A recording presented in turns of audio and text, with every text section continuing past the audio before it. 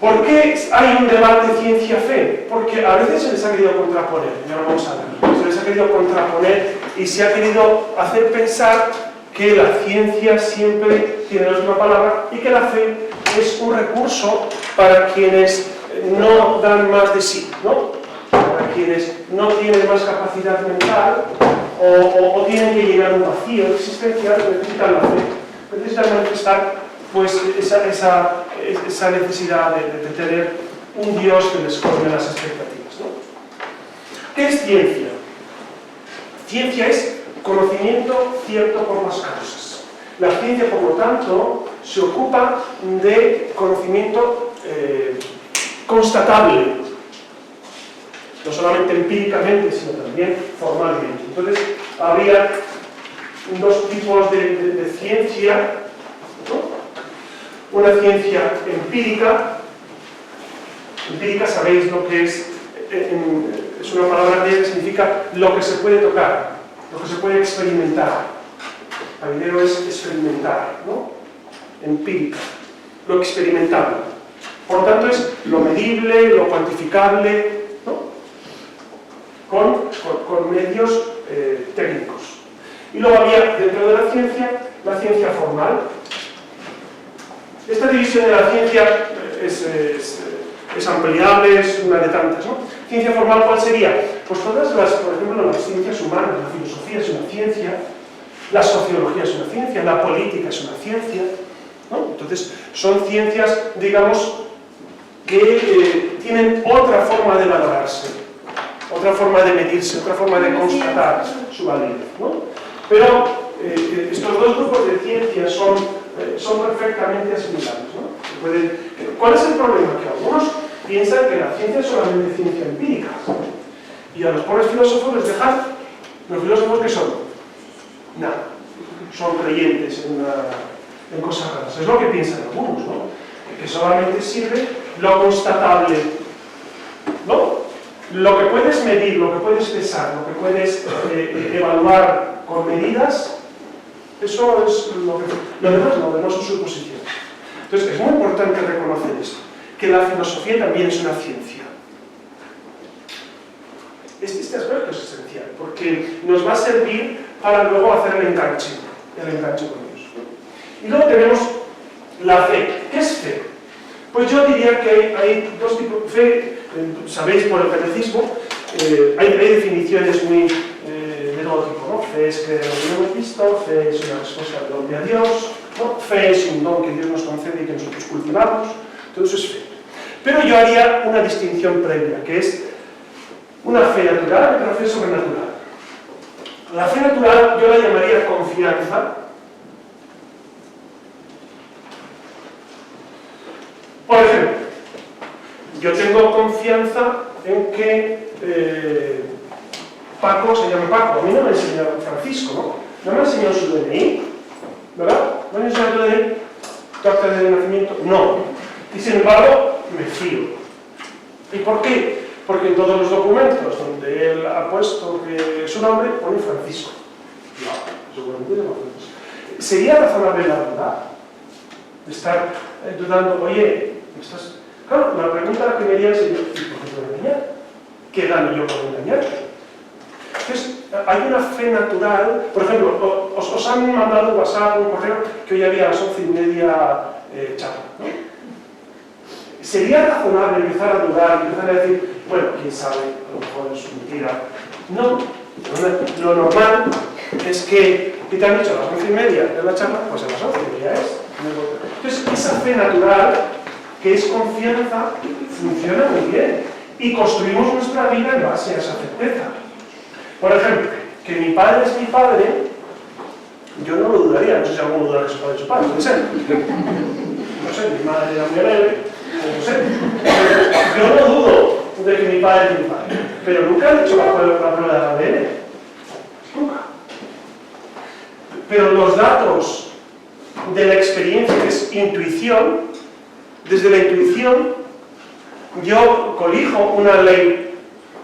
Es decir, tengo varios datos y al final intuyo que mi padre es mi padre.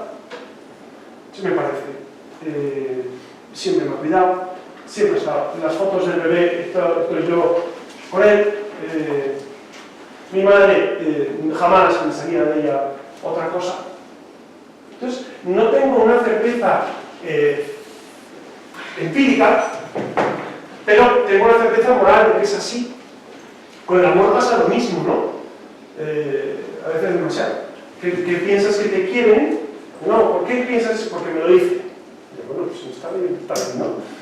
Esto me pasó a mí en México con unos chavales, una chica que quería casarse y se enamoró del tío muy simpático de la prepa, pero era un alcohólico, o sea, todos los fines de semana se emborrachaba. Y entonces él fue a la universidad, entonces la chica me decía, no, padre, me voy a casar porque me quiere mucho. Digo, pero ¿cómo te quiere? No, pues, y yo dije, pero eres alcohólico. Y me dice, no, pero eso va a cambiar. Eso lo va a cambiar en cuanto se case, me ha prometido que lo va a cambiar, ¿no? Entonces, uno al final se fía de lo que quiere. A veces incluso los podemos engañar, ¿no? Los podemos engañar. Bueno, esa es la fe o confianza natural. Y hay una fe sobrenatural, que es ese don que nos da Dios y que nos hace confiar en la palabra que Él nos ha transmitido. Por tanto, la verdad puede venir por tres ámbitos. El conocimiento. El conocimiento puede surgir de la experiencia empírica, ¿no? Una verdad conocida por la racionalidad abstracta o una verdad conocida por la revelación, ¿no? Experiencia, especulación, revelación. Yo, ¿por qué sé que Jesús es Dios? Porque Jesús me lo ha dicho. Ha habido una revelación. ¿Por qué sé que Dios ha hecho una alianza en Jesucristo? Porque Él me lo ha revelado. Hay cuestiones de Dios que sabemos desde la pura razón. Por ejemplo, que Dios existe es una verdad demostrable desde la razón. La existencia de Dios es demostrable desde la razón. Que Jesús es Dios también se puede demostrar racionalmente, que Jesús es Dios, con los datos de la historia y los datos de la congruencia de los personajes que circundan la figura de Jesucristo. Ahora bien, por ejemplo, que Jesús nació de la Virgen y que María es virgen, antes, durante y después del parto, eso lo sé no porque la razón me lo testifique, sino porque la fe ante la revelación así me lo dice. Que Jesús resucitó al tercer día, ¿no? Que estuvo muerto 3 días, lo dice la fe en la palabra de Jesús. Entonces, el conocimiento por revelación también es conocimiento verdadero. El prejuicio que tenemos es pensar que lo que nos ha sido contado, eso no es científicamente demostrable y que por lo tanto no es parte del bagaje de mis verdades interiores. Y no es así. La verdad que nosotros vivimos, las certezas, porque nosotros estamos hechos para vivir en certezas. No podemos vivir en continua incertidumbre, porque eso es esquizofrenia, te vuelves loco. Es decir, si vives en continua incertidumbre, si no sabes si vas a salir de casa y tu coche se va a chocar enseguida, o si te has tomado un yogur, seguramente está malo y seguramente te va a dar diarrea y no te puedes ir, no puedes vivir en incertidumbre. Es decir, necesitamos certezas. Y las certezas vienen por esos 3 ámbitos, y las 3 son buenas, ¿no? Tanto las certezas desde la experiencia, las certezas desde la racionalidad, desde nuestro propio elucubrar filosófico, y las certezas de la revelación. Las 3 son válidas, las 3 son necesarias, y las 3 se dan en todos. En todos. Lo que pasa es que uno puede irse decantando y decir, pues mira, yo lo de la revelación lo dejo, no me interesa en absoluto, y me dedico solamente a la ciencia empírica y a la especulación, y basta. pero al inicio no era así. ¿Vale? Entonces, el tercer aspecto, ¿hay conflicto? Pues realmente sí. Sí. ¿Quién ha buscado el conflicto? Claro, dos no pelean si uno no quiere. ¿No? Entonces, ¿hay conflicto entre la ciencia y la fe? Digamos que por parte de un gran sector de la ciencia, sí hay una beligerancia en contra de la creencia de la fe, ¿no? Hay beligerancia, hay lucha. Dawkins, que es un científico inglés, no le basta con decir yo no creo en Dios, ¿no? Él hace campaña. De hecho, en los autobuses en Inglaterra, en Londres, pusieron carteles que decían Dios probablemente no existe, usted esté tranquilo, ¿no? Es decir, al final no hay infierno, ni cielo, ni nada de nada. Entonces usted esté tranquilo que Dios probablemente no existe. Es decir, es una campaña de ir contra. Esto se va extendiendo a varios ámbitos y hoy nosotros en nuestra sociedad vemos ese ayer contra, sí. Es decir, no solamente desde supuestos de racionalidad, sino de supuestos científicos, pues se va desligando del tema de la fe. Ha habido en el siglo XIX un momento especialmente intenso en este debate. Bueno, el siglo XIX, sabéis que, el siglo XVIII fue el gran siglo de la Ilustración, ¿no? Ilustración, el gran siglo de la enciclopedia que concluyó precisamente en la Revolución Francesa, 1789, el gran siglo de las luces, llamada, de la razón. De hecho, se puso en Notre Dame la diosa razón, ¿no? Y se alababa la razón por encima de todo. El siglo XIX ha sido el gran siglo de la ciencia, el gran siglo del despertar, por supuesto, del gran desarrollo de la máquina de vapor, de la industrialización. Un momento clave en este debate fue el origen de las especies, la publicación del libro de Darwin, ¿no? Fue un momento clave.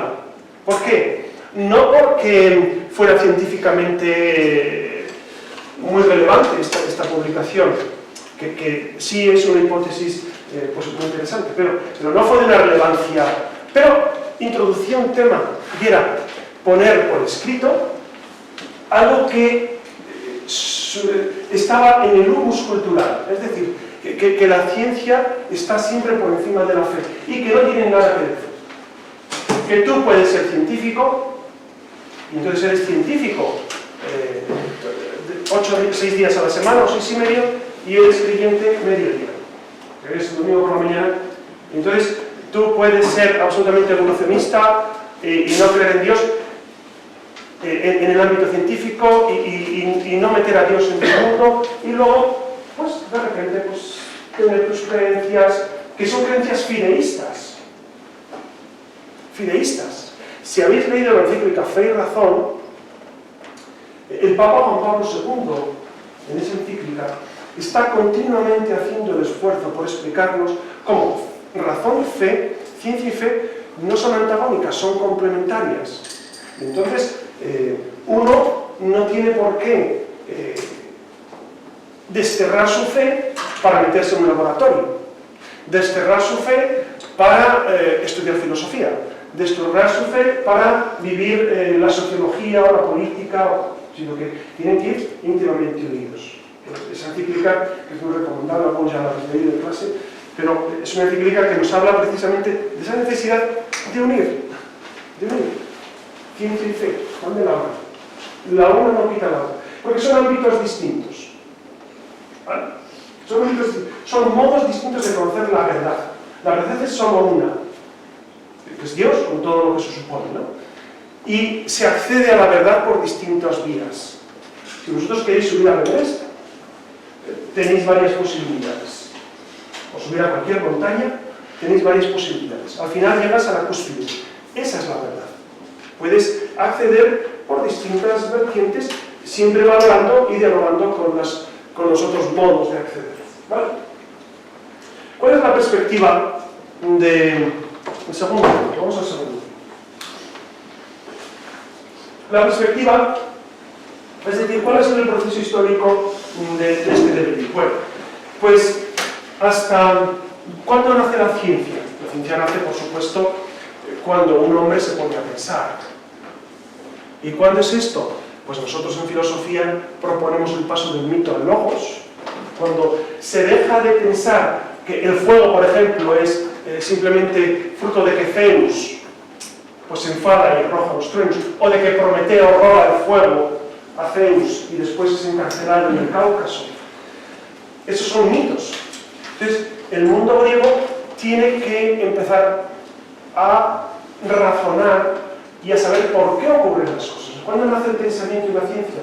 Cuando el ser humano empieza a pensar por qué. ¿Por qué el fuego?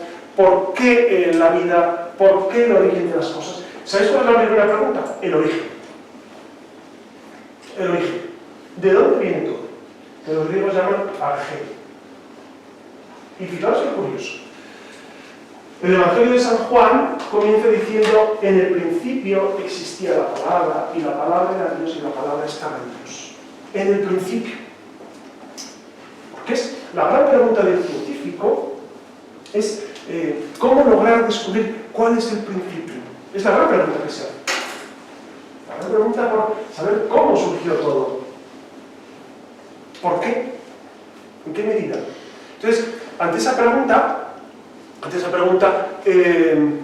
los griegos respondían que podía venir por varias vías, ¿no? Algunos dijeron, no, pues todo surge del fuego, todo surge del agua, todo surge del aire, todo surge del apeiro, todo surge de la lucha de contrarios, surge del número, o Pitágoras, ¿no? Entonces, van diciendo de dónde surgen las cosas. ¿Veis? Son respuestas muy científicas. Stephen Hawking, que es un hombre que ha marcado la historia del siglo XX a nivel científico, quizá se le ha sobrevalorado mucho, y de eso podéis leer al padre Carreira, que tiene unos textos interesantísimos sobre Stephen Hawking. Entonces, Stephen Hawking ha escrito varias publicaciones. En la última, el diseño inteligente, él dice: el origen del universo se debe a una serie de leyes gravitatorias que se combinaron de tal manera que dio origen a la materia. ¿Sabéis que hay cuatro fuentes? Una es la teoría gravitatoria, la electromagnética, la fuerza electromagnética, la fuerza atómica fuerte y la fuerza atómica débil, ¿no? ¿Qué buscan los científicos? Resumir todo en una ecuación, es decir, que se explique el universo en una sola ecuación, lo cual es muy interesante. Es muy interesante, ¿no? Quieren explicar todo a partir de un solo punto, que es lo que trataba Einstein también, ¿no? Explicar todo lo que existe desde un punto. Claro, que es lo que hacemos nosotros, también desde la filosofía y desde la teología, buscar el principio.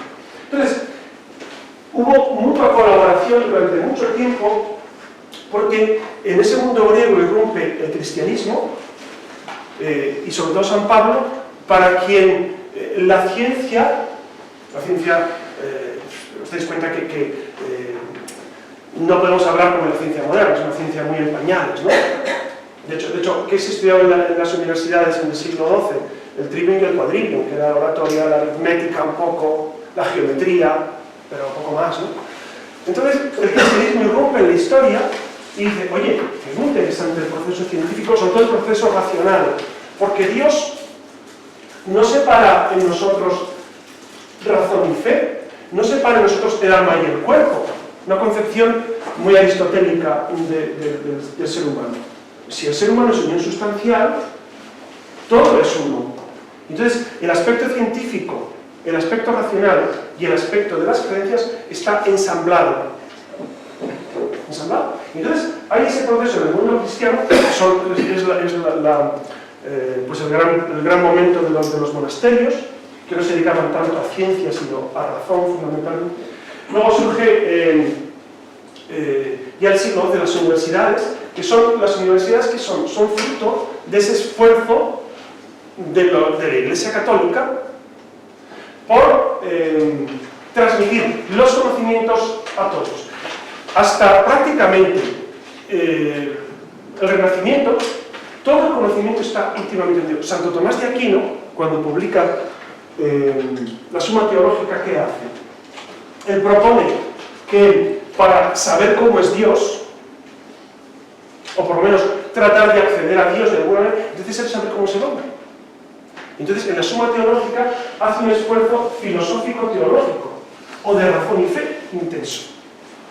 Pero surge el Renacimiento, y el Renacimiento que es fruto de... El Renacimiento cuando nace con la Divina Comedia de Dante, más o menos, que lo publica en el año 1300, digamos que ese es un momento clave en la historia del pensamiento también, ¿no?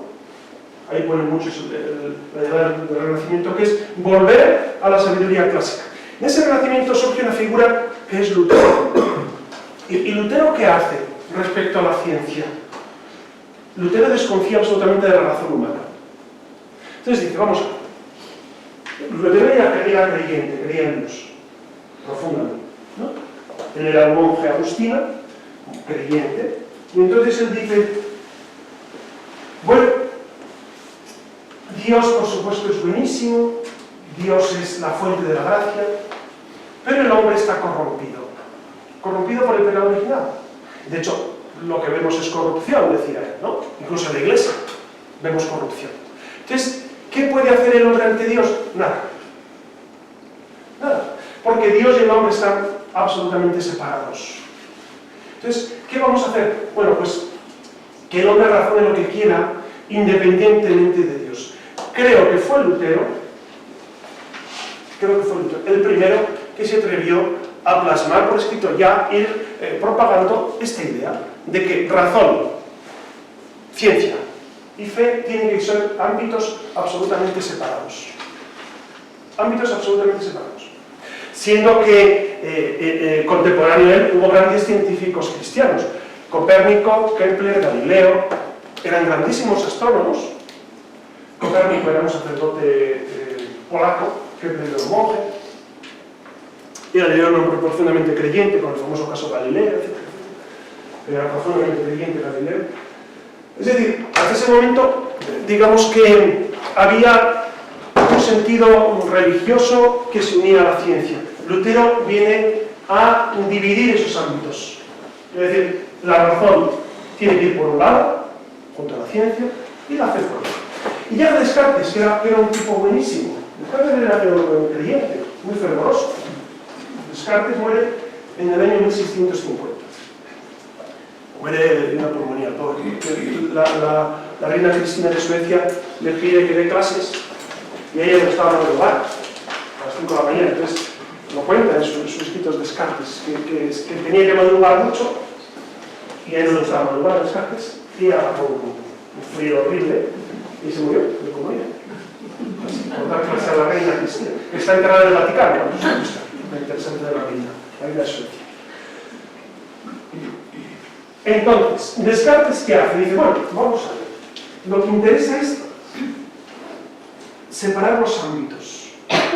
Separar porque es necesario, bueno, todo el proceso filosófico es saber un punto de partida. Descartes era matemático, por lo tanto científico. Necesita un punto de vista científico para la filosofía. Para que sea cierta, para que nadie dude de ella, para que nos ahorremos guerras de religión. En todo el siglo XVI fue un siglo de guerras de religión en Europa. Europa estaba desangrada, horriblemente, ¿no? No, vamos a ahorrarnos problemas, vamos a hacer una filosofía universal. Y para eso vamos a partir del coño, del yo. Entonces, él dice, bueno, los ámbitos Dios, mundo, yo, vamos a separarlos. Esto no lo digo así, pero es la responsabilidad a la que se llegó. Dios, mundo, yo. ¿No? Como bien sabéis, el ámbito de Dios se encargaría de la revelación, ¿no? El mundo estaría en la experiencia empírica y la racionalidad en el yo. Entonces dice, no, estos ámbitos tienen que separarse. Repito, yo lo estoy caricaturizando para que lo entendáis, pero él es un proceso bastante más complejo, ¿no? Entonces él dice, se deben separar los ámbitos, para entender bien. Pero hubo dos científicos que son esenciales en la historia del pensamiento, ¿no? Uno es Leibniz y otro es Newton. Leibniz, no sé si os suena tanto Newton, sí, ¿verdad?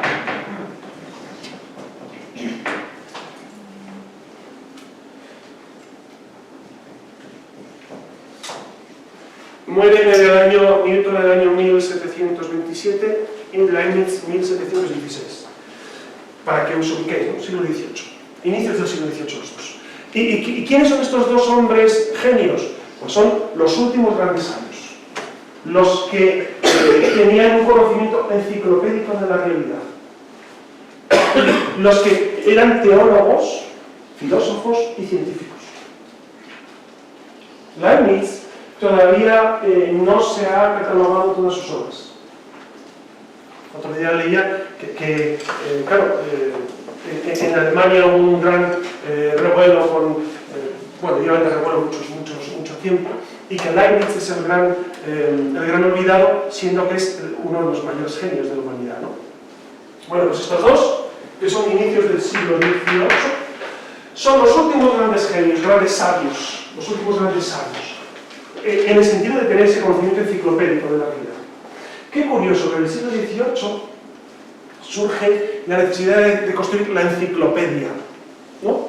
Y entonces surge la figura de D'Alembert, Rousseau, Voltaire, ¿no?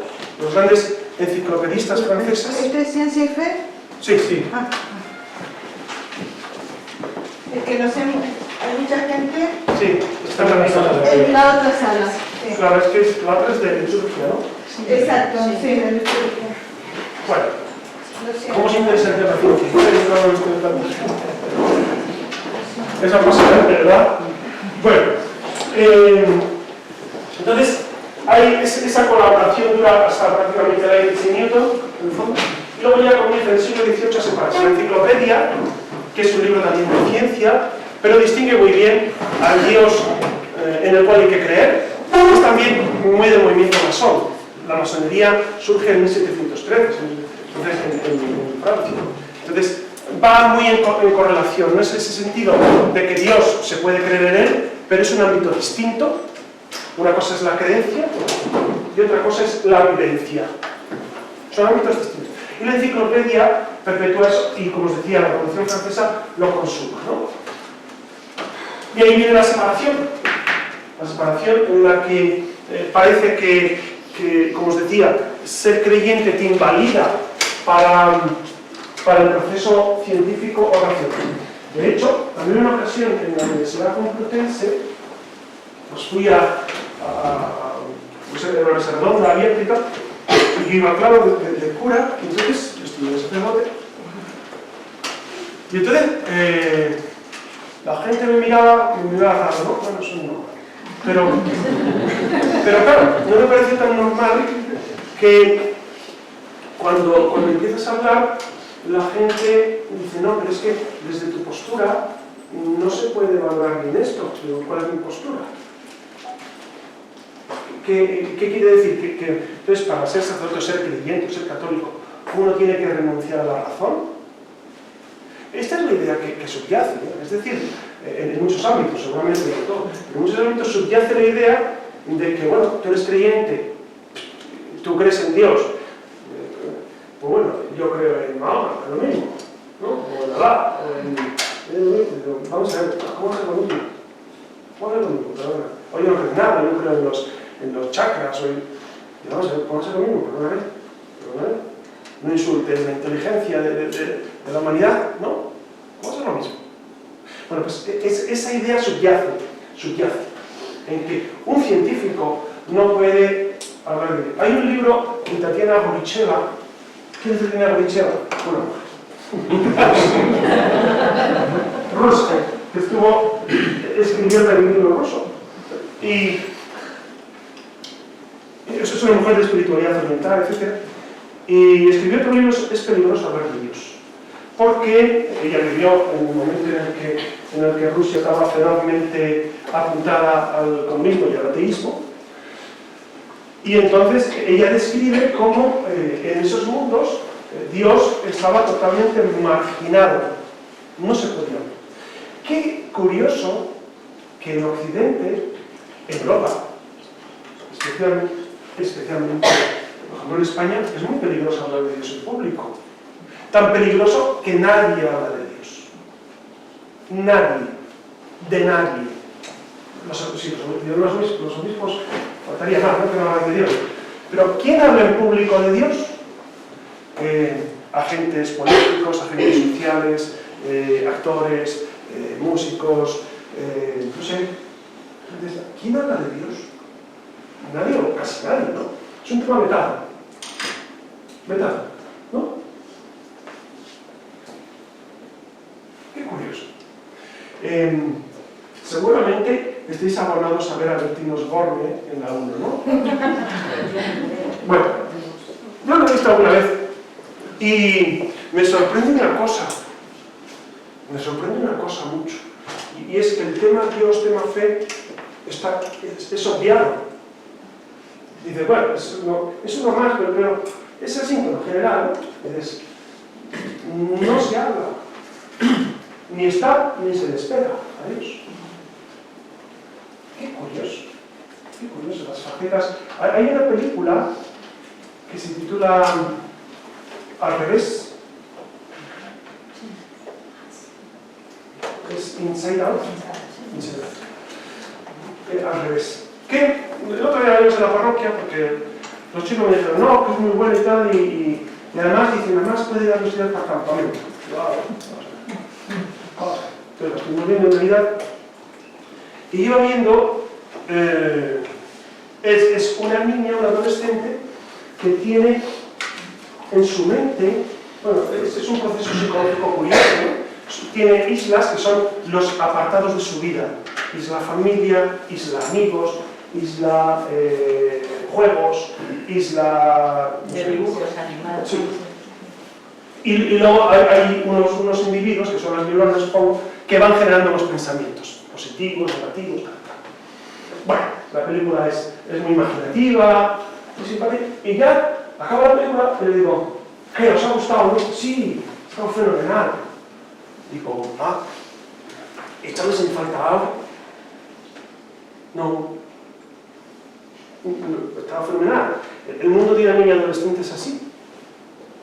Sí. ¿El tema de Dios?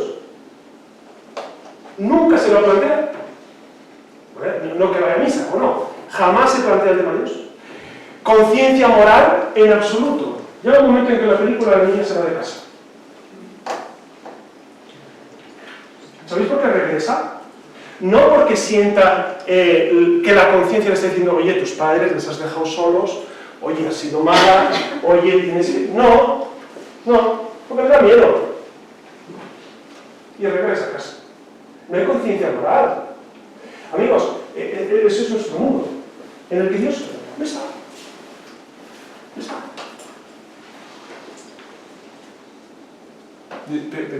Pero ni siquiera la conciencia moral. Es decir, son procesos mentales, pero no está. Eso es lo que respira Occidente ahora. A mí me sorprendió en Estados Unidos que son menos raros que nosotros, ¿no? Porque en Estados Unidos Dios está. Es el Dios masónico muchas veces, ¿no? El Dios de los ilustrados. Pero bueno, no es nada, ¿no? ¿Es mejor eso que lo nuestro? Pues por lo menos les está. No, in God we trust, dicen. Confiar en Dios en algo más, ¿no? Y luego vas y está lleno de iglesias, la gente suele ir al servicio dominical en Estados Unidos, ¿no? Hay una relación no beligerante contra la iglesia, ¿no? Es un respeto de los ámbitos, ¿no? Aquí es una beligerancia continua contra la fe y todo esto. Entonces, ese es el ámbito de la sospecha. El ámbito de la sospecha es precisamente lo que vivimos ahora, en el que uno para ser buen profesor de universidad, o buen... Sí. Es que me ha venido a la cabeza, leí un artículo sobre David Cameron que habló abiertamente de Dios, sí, y que daba gracias por ser cristiano, sí, y que los británicos deberían dar gracias por ser cristianos, o sea, y que mostrarlo como algo natural del hombre, la necesidad de tener a Dios en la vida. O sea, sí. Y perdona que te haya interrumpido, me llama la atención porque me he acordado de sí, lo ha hecho Cameron. Eso fue esta Navidad, lo ha hecho, y el hizo hacer en inglés también, ¿no? También Merkel dijo que en mundos en Europa, precisamente porque ha dejado sus raíces cristianas, pues está abocada a las herejías. Son muestras, sí, muy... más siempre de fuera, ¿no? De España, ¿sabéis de alguien que cite a Dios en público? El alcalde de Guadilla, el otro día. Alcalde de Guadilla. ¿A Rajoy lo habéis ido a alguna vez? No, ¿Al rey de España? el hombre este pues los reyes de ahora tremendo, ¿eh? Bueno, entonces ahora vivimos un ámbito de sospecha. A veces es mutua, ¿no? A veces los que creemos sospechamos de cualquier avance científico, y tampoco sería esa la cuestión, o los que se dedican a la ciencia sospechan de los que creen. Y es que ahora hay muchos debates de ciencia-fe, ¿no? Es decir, cualquier avance científico es necesariamente bueno, porque hay muchos avances científicos conforme a los temas de la procreación, por ejemplo, la fecundación in vitro, etcétera, o los trasplantes de todo tipo, o todo eso, algo tiene que decir el ámbito de la moral, el ámbito de la fe, que es en el fondo la filosofía también, no solamente la fe, la filosofía. ¿Tiene algo que decir los científicos o no? O los científicos pueden hacer lo que quieran independientemente del sentido ético de las cosas.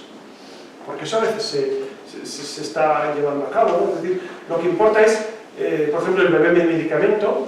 ¿Qué es eso? Es hacer un bebé con una genética predispuesta para ayudar a su hermano que está enfermo, ¿no? De hombre, es que este tema surgió creo que en Andalucía, en Málaga en concreto, hace como 5 años, y hubo un gran debate, luego los debates vienen y van, ¿no? Pero yo recuerdo que cuando leía las noticias, sacaban una madre muy feliz con su hijo enfermo, que dice, no, es que por fin mi hijo mayor enfermo va a poder curarse con la médula, o con los tejidos, o con lo que sea, del niño que va a venir, ¿no? Un poco de manipulación y de tal. Bueno, ese es el debate que tenemos entre ciencia y fe. Hoy en día está muy anclado también entre ciencia y moral. Es decir, toda la cuestión de la bioética pues es un gran debate en el cual en ocasiones la gente, los científicos, por ejemplo los médicos, que son de alguna manera científicos también, pues eluden el debate moral o el debate espiritual o el debate de fe, ¿no? Lo eluden, lo marginan en ocasiones, en algunos casos, ¿no? Y explícitamente te lo dicen, ¿no? ¿No es esto curioso? Mirad, hace años escribí un libro sobre las misiones, tuve misiones un tiempo, y lo escribí, y entonces en Burgos, en el diario de Burgos es una ciudad pequeña y supuestamente muy conservadora y tal, ¿no? Bueno, en el periódico allí de la ciudad, que es el diario de Burgos, pues hice una entrevista y pues hablando del libro y tal, para promocionar, dije, vale, genial, si lo promocionáis. Y entonces empezaron a preguntarme sobre las misiones en México, donde estuve y tal cual. Y llegó un momento en el que yo acepté pues que yo iba de misiones porque quería ayudar a los demás, pero porque Dios me había ayudado primero y porque sentía un deber de gratitud hacia Dios. Y llega un momento en el periodista y me dice, mira, José Ramón, ¿tú quieres vender el libro o no?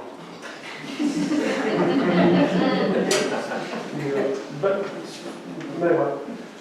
Dice, no, es que si citas mucho a Dios, la gente no va a entrar por ahí. Me dijo el periodista, yo me quedé a cuadro y digo, pues ese es el motivo de por qué yo voy de misiones y por qué hago esto. Pero pues, es que eso no vende hoy, no engancha. Digo, bueno, pues entonces no hace falta que vendamos tanto, pero tú por eso, ¿no? ¿Tú por lo que te digo? No. ¿Y a ellos les interesaba vender menos? Porque eso también es importante. No, les interesa vender más. Por eso me decían que no hablaba de la experiencia de fe. Y no obstante, si lo hicisteis así. Sí, claro. Entonces, bueno, también fuera. Es su problema. Bueno, y entonces las consecuencias. ¿Cuáles son las consecuencias?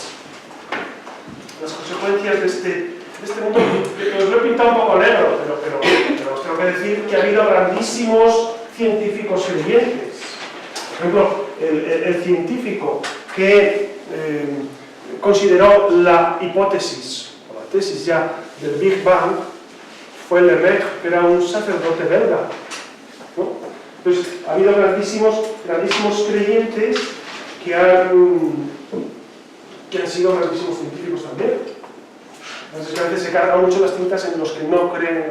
También porque los medios aupan a los que, digamos, en ocasiones pues dan especialmente revancha o son beligerantes con la Iglesia o con la fe en general.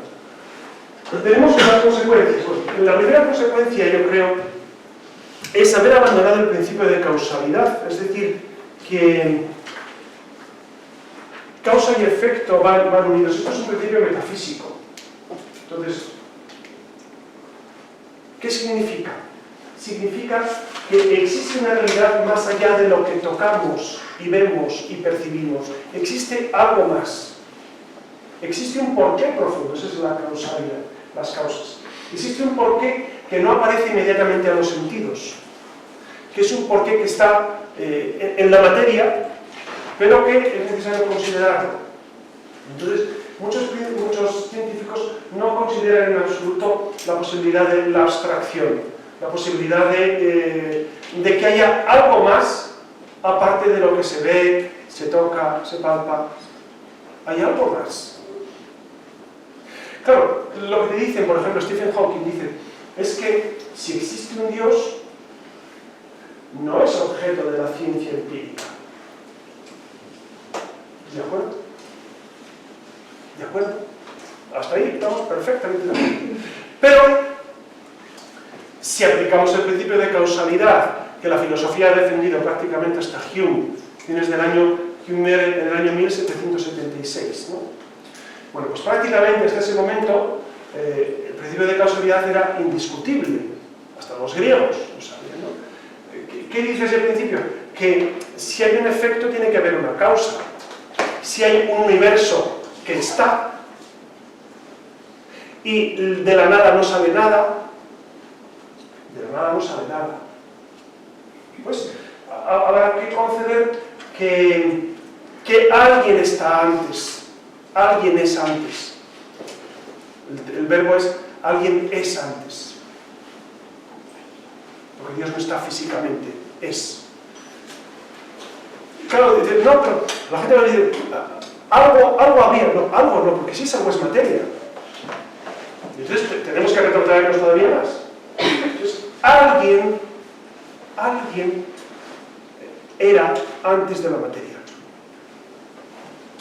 Stephen Hawking antes te dice, bueno, eso no nos lo podemos, eso es producto de la ciencia, no es científico, ya dentro de un siglo o dentro de dos, la ciencia descubrirá qué es lo que pasó en ese gran origen. Entonces, es el escepticismo científico. En vez de aplicar un principio de causalidad, es decir, hay causas que no vemos pero están, pero pues tenemos que doblegarnos ante la ciencia. Hace años di clase en la Alfonso X el Sabio, que es una universidad, está en La Cañada, daba un curso de antropología, y los alumnos eran, la mayoría, venidos de colegios privados de fuera de España, de fuera de Madrid, perdón, colegios privados, de religiosos, la inmensa mayoría católicos, bautizados, escuchando la primera comunión, etc. Bueno, estaba explicando el origen del universo y el origen de la vida, y entonces en un momento les propuse varias opciones para que eligieran de dónde podía venir la vida. La vida surge hace 4.800 millones de años, año arriba y abajo, ¿no? Más o menos. Entonces, les propuse varias hipótesis. Y vamos a ver. La vida puede venir de otros planetas. Y les expliqué otros planetas como son, con una imposibilidad prácticamente absoluta de que haya vida en planetas, por lo menos tal como lo conocemos, imposible. Y no, pero que venga otro.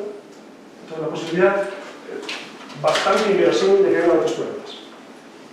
Segunda posibilidad, que haya generación espontánea de la vida. Generación espontánea de la vida es que de repente sale vida, porque sí.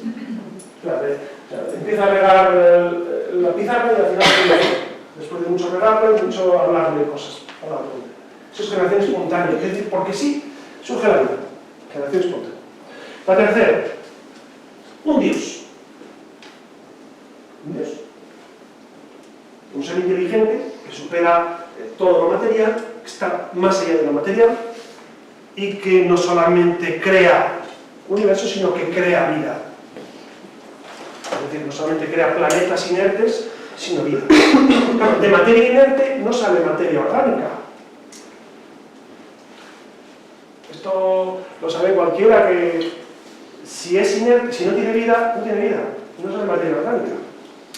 Bueno, diréis, Oparin y Miller sí lo descubrieron en un laboratorio con una serie de condiciones extremas, un tipo de vida que no es semejante a nuestro, no es nace, crece, se reproduce y muere.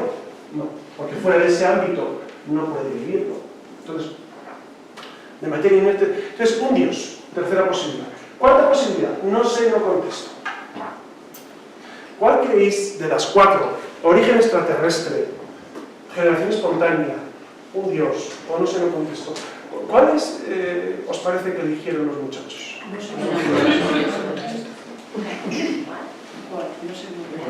Me sorprendió muchísimo, unánimes. No sé, no contesto. Es decir, admitir la posibilidad de Dios, piensan que es lo menos científico. La posibilidad de Dios no es científico en absoluto, piensan. Entonces, bueno, mejor no digo nada. Mejor no digo nada. Cuando desde el principio de causalidad, Dios es la explicación más razonable. Si el mundo está ordenado, alguien lo ordenó. Si ahora salimos todos y dejamos las sillas todas pues desordenadas, tiradas, tumbadas, no sé cómo, ¿no? De repente volvemos en media hora y está todo perfectamente ordenado, ¿qué es lógico pensar? ¿Quién lo ordenó? No, pero llego yo y digo, no. Y entonces digo, ¡ay, qué bien que lo han... No, nadie lo ha ordenado. No ha venido. No, que os prometo que estaba aquí y nadie lo ha ordenado. ¿Y cómo se ordenó? Pues fue una ley, la gravitación universal, las leyes combinatorias, que hicieron que la sala se colocara en su justo orden. Es mentira. Diréis, yo no vi qué pasó. ¿No? Entráis, yo no he visto qué ha pasado. Pero sé que alguien tuvo que ordenarlo. Porque el otro es absolutamente inverosímil. De hecho, uno dice, no, es que el tiempo desde que se creó el universo hace 15.000 millones de años hasta que aparece la vida, no es tiempo geológico suficiente para que aparezca por leyes combinatorias, por el azar o la casualidad. ¿No? Hay un libro de Monod que es muy interesante, ¿no? El azar, la casualidad. Pues, por azar o por casualidad, no de repente todo se ordena y todo coge ese ritmo. Alguien lo ordenó. Alguien. No estábamos, pero sabemos perfectamente. Cuando hemos llegado esta mañana estaba ordenado, ¿verdad? Todo. Alguien lo ordenó. Alguien lo limpió. Alguien encendió los aparatos. ¿Sí, no? Qué casualidad, fíjate. Estaban encendidos, estaba limpio, estaba todo. Qué casualidad. No. Entonces, es esto que para nosotros resulta bastante lógico, pensar que la opción Dios tiene que estar no solamente como hipótesis, sino como tesis. Es decir, la tesis Dios tiene que estar porque la razón humana, por el principio de causalidad, llega a demostrar que Dios existe. Bueno, y el segundo aspecto, yo creo que como consecuencia, hay conceptos que son innegociables en el debate ciencia-fe. Innegociables. ¿Por qué? Porque si no es ir contra mi propia razón. El primero, innegociable, es que Dios existe y es creador. Y crea de la nada. Eso es un concepto que brota de la racionalidad. Entonces, Dios existe y es creador. Y crea de la nada. Eso es innegociable. Porque si ya dudamos de eso, Dudamos de todo, de mi propia existencia también. Porque mi razón me invita a pensar así. No a creer así, sino a pensar así, a razonar así. Demostrar que Dios existe. Y esto que me en la cabecita, porque a veces a los católicos nos cuesta estos argumentos, como diciendo, y nos apabullan, diciendo, no, es que la racionalidad te invita a creer, a saber, perdón, que Dios existe. Y no, pero es que yo no lo veo. Bueno, pues estudia filosofía. Claro, es que el personal dice, pues yo no acabo de encontrarlo. Claro, estudia filosofía, amigo. Estudia metafísica, ya verás cómo lo ves ahora. Ya verás cómo intuyes que es verdad. Que estamos acostumbrados a un cierto fideísmo en el mundo católico también, ¿no? A que lo ha dicho el cura en misa, pero el cura está parado. Yo voy por otro lado. Una cosa es lo que el cura me dice en misa y otra cosa es lo que yo leo en los libros y lo que yo hago en mi vida y lo que... Esa esquizofrenia entre lo que creemos y lo que vivimos nos hace mucho daño. Y es una esquizofrenia que vive el mundo, yo diría, en España, que es lo que conocemos, es una esquizofrenia brutal. Y bueno, una cosa es ir a misa y otra cosa el día a día, mi voto político, mi acción social, mi relación laboral, mi trato a mis empleados. Son cosas, claro, eso es esquizofrenia. Pues son un pelo, ¿no? Eso nos va como nos va a los católicos españoles, ¿no? Entonces, primer concepto innegociable es: existe Dios y es un Dios creador y crea de la nada. Eso es innegociable. Segundo concepto innegociable, que el hombre es criatura de Dios. Bien, esto es trivial, no, amigos. Porque el concepto criatura... ¿Cría o crea? Criatura. O criatura. Creado. Las dos sirven, ¿no? Dios es creador y criador también. Entonces, que el hombre pero es criatura o creación de Dios, ¿no? Y que por lo tanto hay una vinculación del hombre con Dios, una vinculación que no podemos pasar de soslayo. No podemos decir, bueno, pues eso son creencias tuyas. No. Es que si existe racionalmente un Dios, si yo lo he pensado y racionalmente lo he demostrado, el siguiente paso es que el hombre es criatura, el hombre es creado. ¿Para qué es creado? Será el tema de otro charla, ¿no? Pero el hombre es creado. Entonces hay una estrecha dependencia entre Dios y el hombre. No podemos pasar de puntillas ante esto diciendo, bueno, es que como el mundo va por otro... Entonces esos conceptos son innegociables, no podemos claudicar ante esto y decir, bueno, pues... y esto nos da la base para todo esto. Fíjate, Benedicto XVI, que ha marcado profundamente la teología católica, insistía continuamente en que hay que recuperar dos conceptos esenciales para el diálogo de la ciencia y la fe, que era Dios como creador y la ley natural en el corazón del hombre. Dios creador y ley natural. Son dos puntos básicos innegociables. Claro, porque esa condición de criatura, esa condición creatural, ¿qué te da? Pues se da un modo de vida. ¿Recordáis que estamos leyendo ahora el libro de Samuel en misa? ¿Estáis atentos en misa? Se va la pinta. Primero de Samuel estamos leyendo, ¿no? Y el pueblo judío le dice a Samuel era el sacerdote, el profeta, etc. Y dice, oye Samuel, que nosotros queremos un rey. Que mira, los asirios, los babilonios, nosotros, los egipcios tienen reyes, nosotros somos unos pobres, no tenemos rey. ¿Y qué le dice Yahvé a Samuel? Le dice Yahvé, diles que yo soy su rey, que cumplan mis leyes y les irá bien. Yo soy su rey. ¿Qué reyes necesitan? Si los van a tiranizar.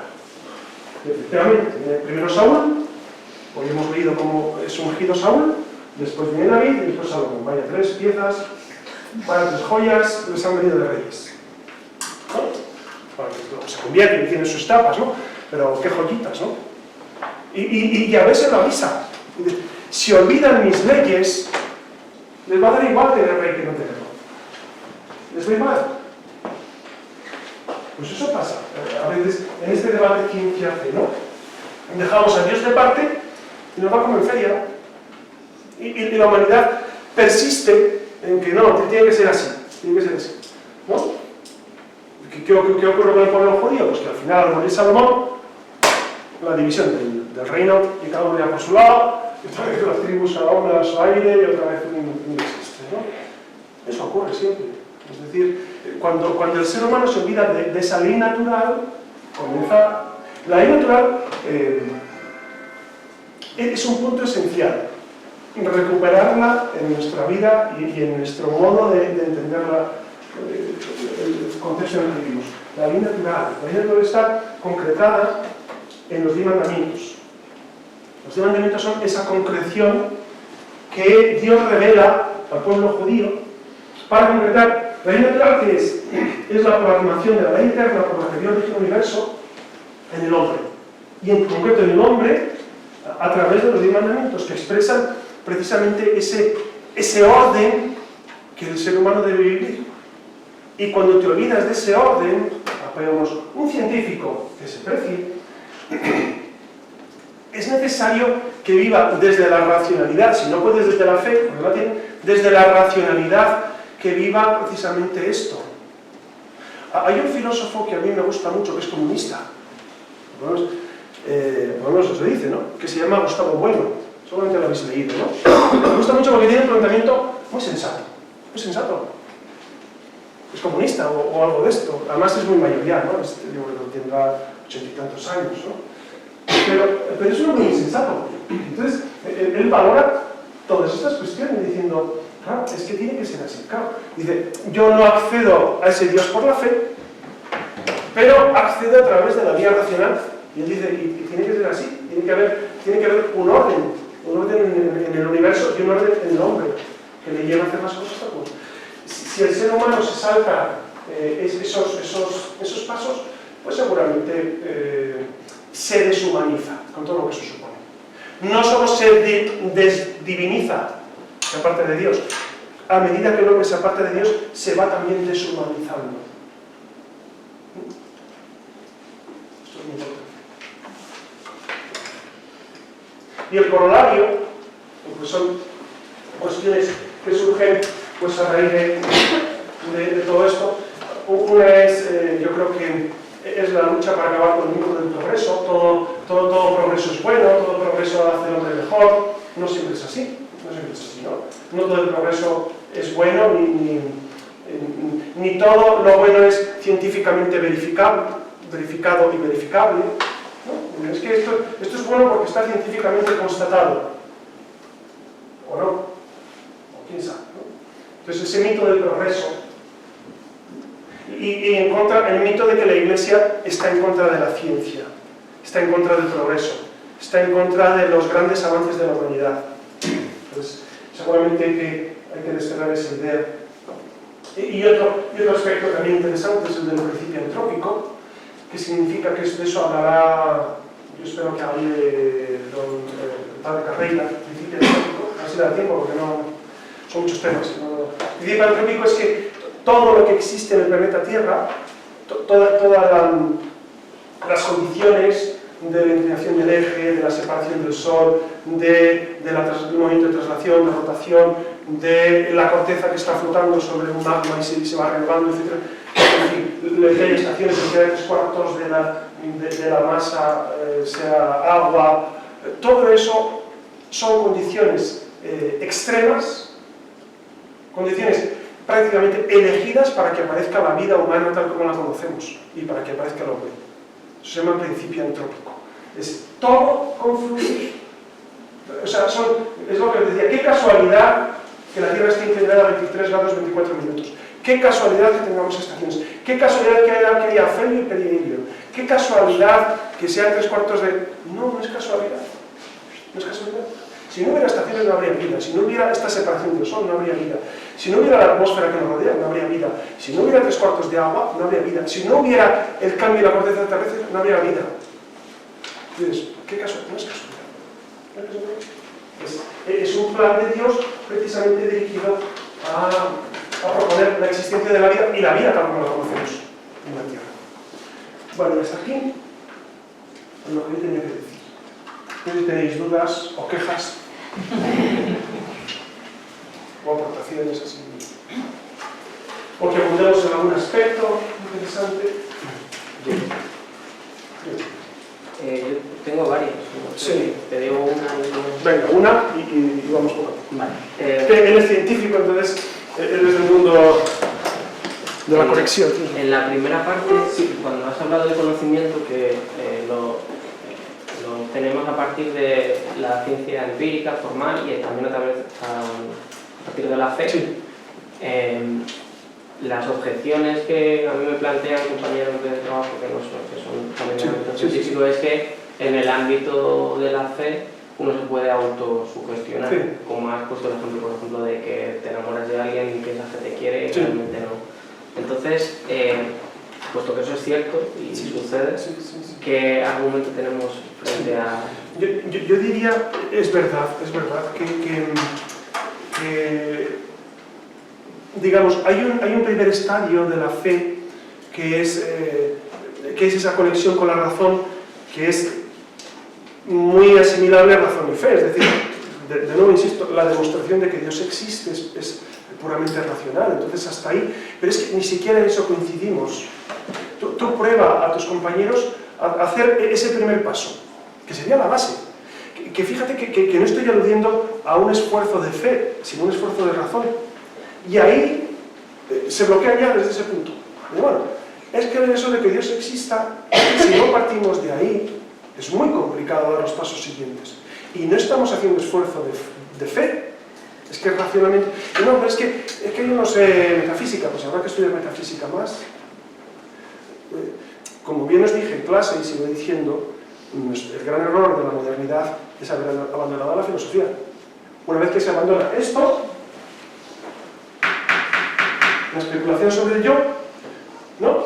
Entonces, todo el ámbito de explicar el mundo, porque Dios dice, bueno, entonces te dicen, bueno, tú si quieres creer en Dios, como lo que tu abuelita creía, y a ti te ayuda, o a ti te dicen, a ti te gusta, ¿no? Pues está bien. ¿A ti te gusta creer en Dios? Está bien. Pero yo no porque yo soy científico racional. Entonces, hay que llegarles por la vía de la razón. Pero yo he tenido fatales experiencias con la vía de la razón, es decir, la gente no entra. ¿Por qué? Porque son tan grandes los prejuicios que les cuesta dar ese paso. Les cuesta, entonces, a veces me ha funcionado mejor la vía de la emotividad. ¿Y eso qué es?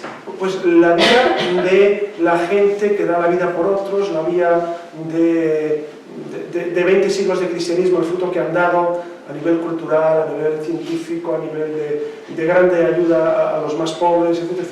A veces muchas personas entran mejor, por supuesto, si les llevas a Medjugorje o a Lourdes y ya de paso tienen una conversión, pues ya... Es curioso. Hay gente que... Hay gente que le explica las cosas 1000 veces, por ejemplo, cuestiones de ciencia, fe, etc. Y no la ven. Y no la ven, y no la ven. De repente tiene una experiencia de Dios fuerte en su vida. ¿Y se les entiende? Es un insight, se dice en inglés. Tiene una iluminación y de repente dice, ahora entiendo todo. Luego, yo no renuncio a la razón, por supuesto, pero que nos demos cuenta que el ser humano es mucho más que pura racionalidad. Y que de repente ve en su vida esa luz que se le abre, ese horizonte, y dices, pues me encaja todo, ahora me encaja todo. Antes, tú le explicas, por ejemplo, la moral cristiana a alguien, es que no entiendo nada, es que ¿de qué vais? Con la moral sexual, con la moral política, con la moral... ¿Eso qué es? Eso... De repente tiene un encuentro con el Señor y le cambia. Pero no quisiera recalcar por encima de la racionalidad, sino yo insistiría mucho en darles argumentos de razón.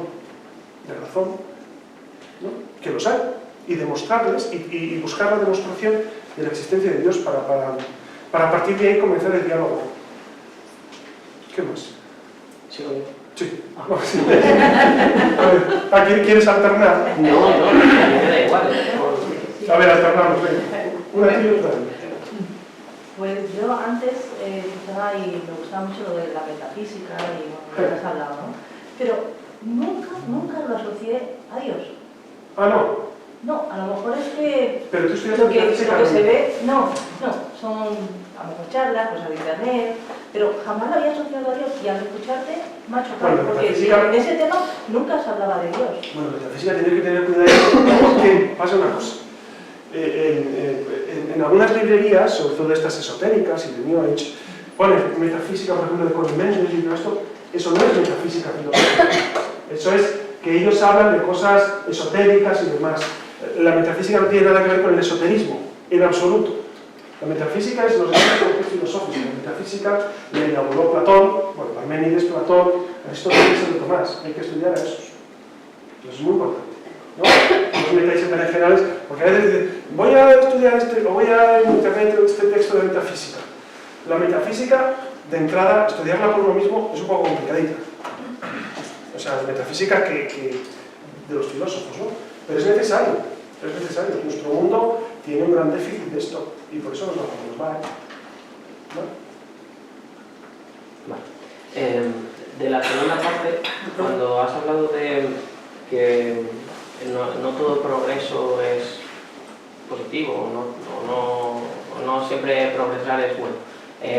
Bueno, Perdón. no todo el progreso es moralmente aceptable. Vale.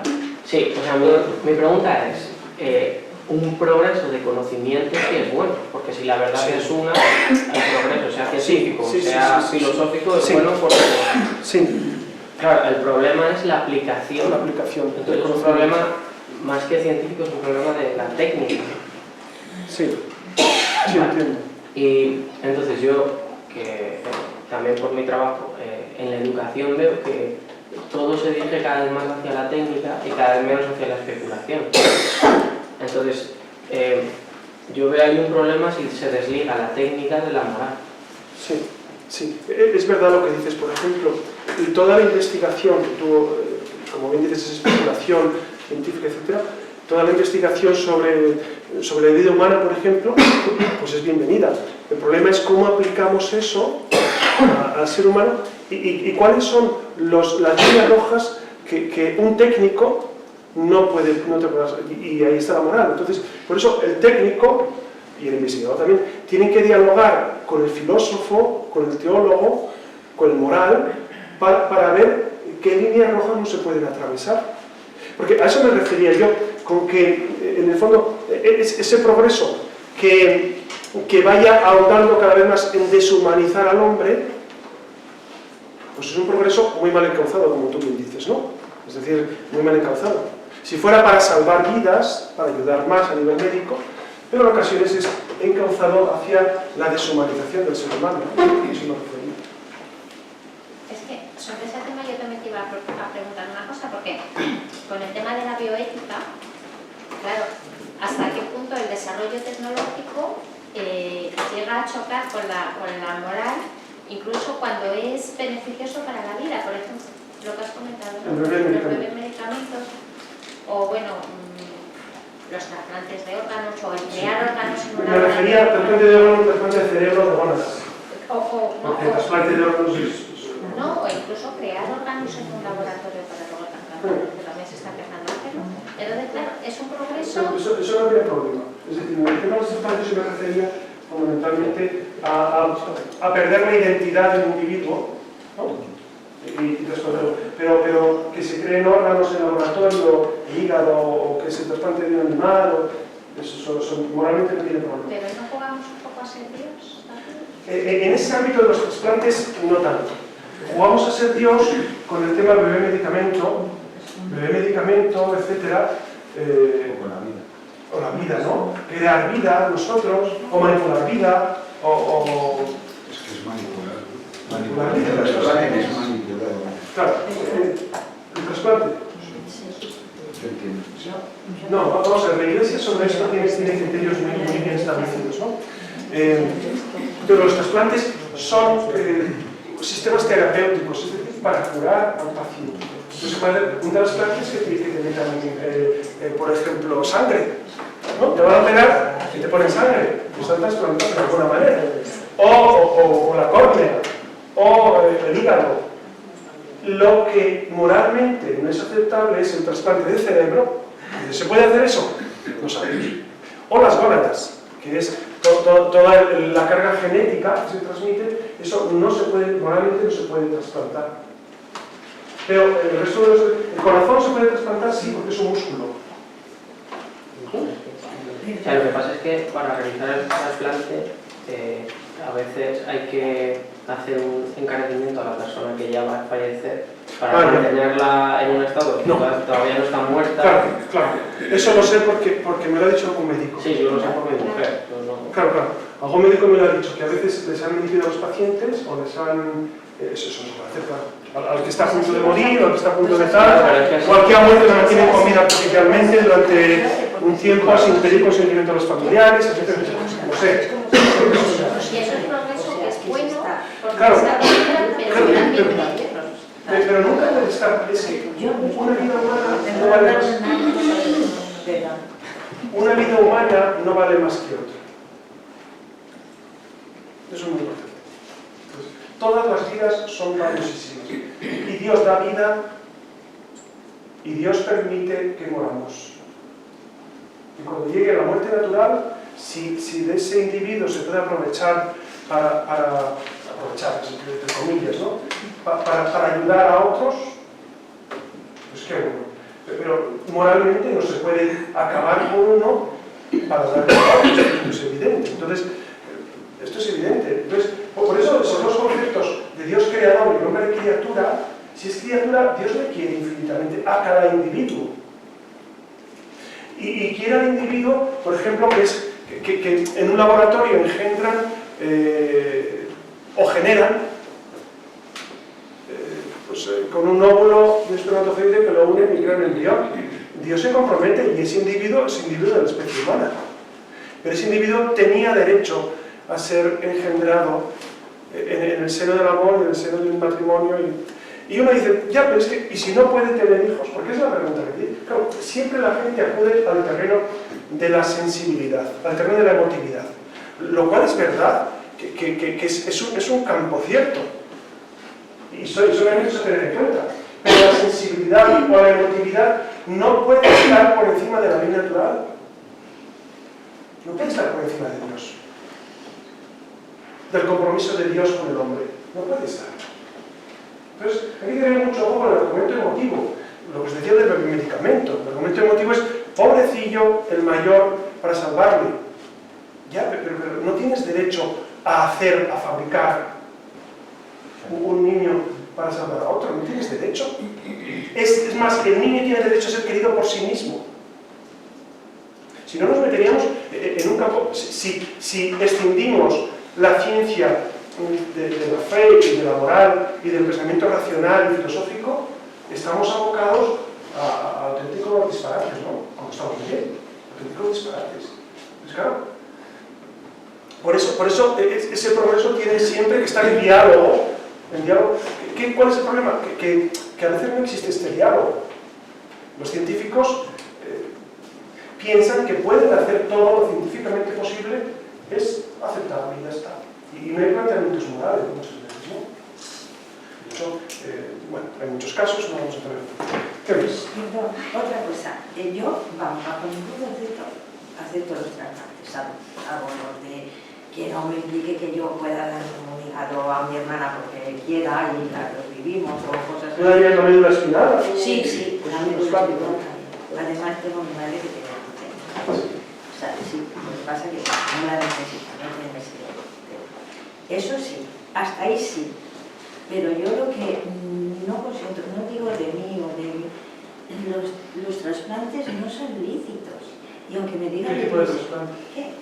Pues el trasplante eso de que un señor se está muriendo y que le quiten el corazón para ponérselo. Pero no, es que... Ya sé que es muy horroroso, Pero pero no no es está ese bien, me lo diga el Papa. No, claro. Ahí no. Pero repito, ninguna vida vale más que otra. Claro, me dices, es que no tiene calidad de vida. Ya, pero es una vida humana. ¿No? Es que está en coma, es una vida humana. Tú no puedes provocar la muerte a un individuo. No, no se puede hacer. Pero no la provocan, pero no le dejan morir en paz, y eso es muy importante. Yo como Sin creyente, encabezamiento terapéutico, Cuando hacen esto, perdonad, la persona está cerebralmente muerta. creo o no creo, Solo en caso de me muerte. lleva, claro, cuando me interesa soy creyente, cuando no me interesa no soy creyente. no, pero Amelia, Amalia. Amalia. Se hace cuando se mantiene con el consentimiento de la familia uno que ha muerto en su cerebro. Ya, Se le mantiene las cosas vitales para que ese corazón sirva. está vivo. También me pasó con mi sobrina. Me mantuvieron unas horas con el consentimiento de sus padres para que donara los órganos y es perfecto, pero ella estaba muerta, irreversiblemente muerta. Está artificialmente mantenido el corazón. Artificialmente, pero es artificialmente, porque una máquina le bombea. No, Amalia, Lo hacen cuando es plano. Pero no se desungar. Yo cambiando de tema. Sí, A mí es que no me ha quedado muy claro en el segundo tema de perspectiva, el tema, sobre todo el tema de colaboración. sí. No me ha quedado poco claro. La colaboración yo me refería fundamentalmente del mundo cristiano, bueno, y del mundo hebreo también, pero el mundo cristiano, que es, bueno, nos hemos dejado de lado también la ciencia de los árabes, ¿no? De la filosofía árabe, que es interesantísimo. El mundo cristiano, hasta prácticamente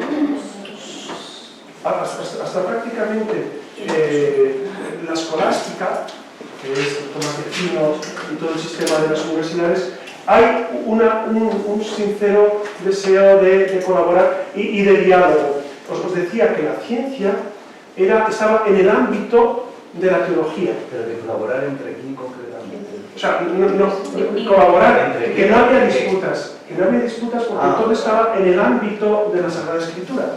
Desde la Sagrada Escritura se veía el mundo, se observaba por eso había esa mutua colaboración, ese mutuo deseo de completar lo que la Sagrada Escritura dice.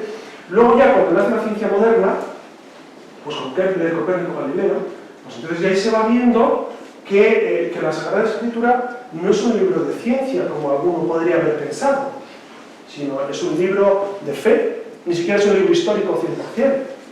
¿Me explico? Es decir, porque hay mucho género literario, muchas cuestiones. Entonces, a eso me refería con la colaboración. Es ese tiempo en el que no había esa disputa, no había ese enfrentamiento. El enfrentamiento se da sobre todo a partir de Lutero. Sí. Lutero es el gran personaje que comienza la escisión, ¿no?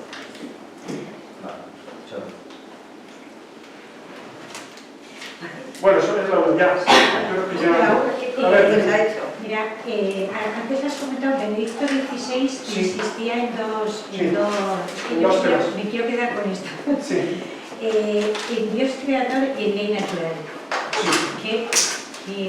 Que bueno, que si lo analizas son los dos conceptos o los dos temas que hemos sacado socialmente del diálogo. Porque, por ejemplo, cuando tú has comentado que vas a una reunión de científicos y no sé qué, o de filósofos, y realmente les sorprende que puedas aportar algo a la ciencia o tal, es que yo creo que esto que has contado a muchos nos ha ocurrido.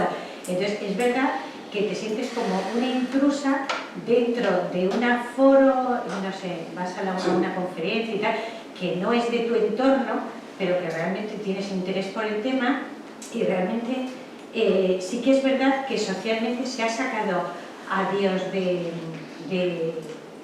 o sea, ya no se habla de Dios y la ley natural se vuelve, porque aparentemente ahora pues, hace que todo el mundo está con aprobar leyes que son antinaturales, ¿no? Entonces, realmente la misión que tiene la Iglesia de evangelización se podría concretar en que la visión del cristiano, porque ahora mismo es verdad que tú como cristiano a veces no puedes salir a debatir ni puedes hacer frente a estas cosas porque a veces pues, no tenemos ni una suficiente formación ni manejamos esto y al final te come. O sea, muchas veces te pueden llamar para asistir a un programa de televisión y dices, bueno, a ver quién se atreve a ir a esto cuando tú constantemente estás viendo que gente muy preparada es muy atacada. Entonces, cada vez se atreve menos gente. O sea, cuando antes has dicho ¿qué español dice lo que ha dicho Cameron? ¿Qué español? Pues es que dices, es que, o sea, ¿quién se atreve a hacer eso, no? Entonces, a veces ni el petit comité somos capaces de decir que, o sea, que incluso en tu familia a veces estos dos temas te juntas en Navidad y no se puede hablar si no queremos discutir, ¿no? Entonces, o sea, yo ahora digo, bueno, a lo mejor el tema de la nueva evangelización y estos proyectos que tiene la Iglesia, pues a lo mejor es que empezamos a avanzar con esto, pero realmente hemos visto un gran retroceso. Sí, ¿sabes lo que...?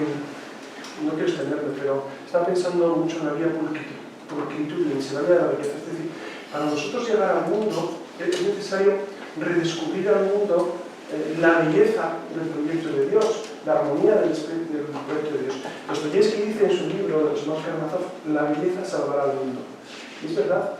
Es decir, yo estaba pensando, esto es un tema para evangelizar, más que para evangelizar, es para dialogar con el mundo, para mostrar la belleza y la armonía del plan de Dios. Y entonces, desde ahí, se puede dialogar con el mundo. La armonía de un Dios, la belleza de un Dios que crea por amor, y la armonía y la belleza de una criatura, el ser humano, que es un microcosmos fascinante, ¿no?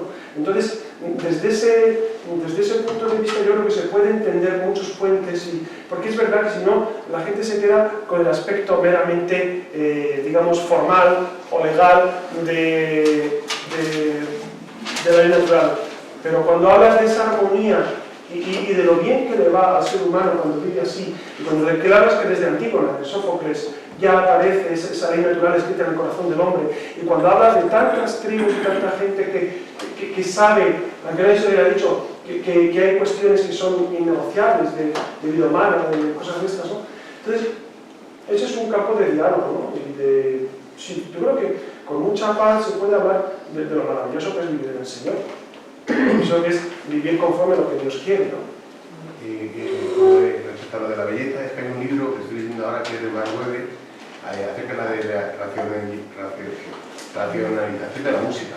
Entonces, claro, si uno quiere ser coherente con la razón, ve cómo en Occidente la música, te pones delante de un piano y ves cómo pasa por áreas de inestabilidad y todo esto, que precisamente ha surgido en un determinado sitio. Entonces, desde la belleza se puede demostrar, o sea, se puede, desde la música, desde todo. Entonces, quien no quiera ver esto es que es irracional. Lo racional es ser consecuente con nuestro proceso cultural. Perdón, ¿puedes darnos alguna publicación? Sí, sí. Estoy por aquí precisamente. Mira, del padre Carreira es bueno todo. Porque ya no sé, pero es ciencia y fe, relaciones complementarias. Lo tenéis, lo cito rápido. Este es un libro muy básico, Ciencia, Razón y Fe de Marina Artigas, es un manual de Escuela de Filosofía. Ciencia, Razón y Fe de Marina Artigas, este es muy bueno.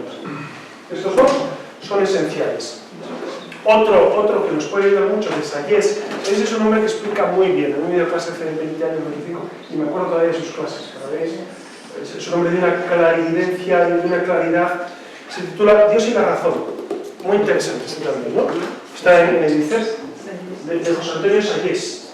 Son libros muy interesantes. Sí. Y luego ya estos tres pues son no tan buenos. El de Stanley Jackie. Stanley Jackie es un clásico de ciencia y fe de Stanley Jackie. La evolución, el universo, el más allá antes de Dios, de Jorge del Corral. Y Ciencia y Fe en el camino de la búsqueda, que es un congreso que hicieron en el CEU hace tiempo. Ciencia y fe en el camino de la búsqueda. Entonces, vamos, por literatura tenéis muchísimo sobre ciencia y fe, y interesantísimo. Bueno, pues damos gracias a Dios. Te damos gracias, Señor, por todos los beneficios. A ti que eres y reinas por los siglos de los siglos. Madre Inmaculada. Bueno, gracias, amigos. Gracias a usted.